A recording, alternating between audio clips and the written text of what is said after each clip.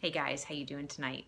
This is a re-recording of the video that we did live last week talking about rediscovering yourself and finding yourself after divorce. I know many of you are in the process of divorcing right now. Some of you have only been married a short time, and others of you are uncoupling kind of a lifetime, um, uh, a whole lifetime with another person. And I wanted to talk a little bit about the transition and how tough it is going from being a part of a couple to essentially, well, to being single again. Um, what I found in my marriage is that I lost myself. And if you were in a bad marriage, which you're getting divorced, so you probably have been, um, that happens a lot. One person sacrifices themselves for the sake of the family, the marriage, or the other person. And I know that when I got divorced and it was time to begin living my single life, I I didn't really know what to do. There were a lot of things that I had lost along the way about me, and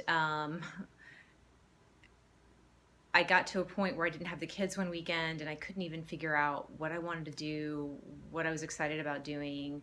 Um, any of that. And so I wanted to talk to you a little bit about that today. I think the biggest, the thing that disturbed me the most about my situation is that not only was I not sure about who I was and what I wanted to do, I also did not think that I was worth the time, energy, and money to invest in myself to find out and rediscover those things. I remember one night the kids were gone and it was cold outside. It was a rare Florida cold day, and I wanted to read a book and I was going to start a fire. And I thought, you know what? I'm not going to do that because I don't want to waste the firewood on myself. I just not gonna. I won't start a fire. And like an hour later, it dawned on me. I just, why did I not think I was worth that, right? Of course, it was just ridiculous. Um, but there are a lot of us who feel like um, it's not worth the time, money, energy, and effort to do something that's just for us. But I'm telling you, it really, really is. And it's very important. And it's probably one of the most important things that you can do for yourself. So, you are worth it. Every single minute that you invest in yourself and every single penny that you spend on yourself, you're worth it.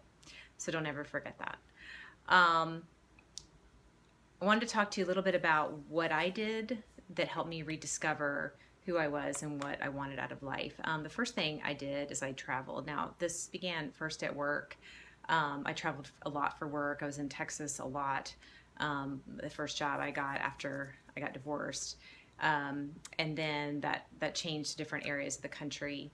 But I learned to travel by myself through work. And then once the travel for work kind of stopped, um, I really began doing it on my own just for me. I would go to the beach, I would go to the mountains, I would go with friends places sometimes or meet friends from different areas. But traveling and experiencing the world, and even if it's just a short, quick trip, is definitely worth it. It helps you discover kind of who you are in a different area with people that you don't know. And I love traveling, so that's the first thing.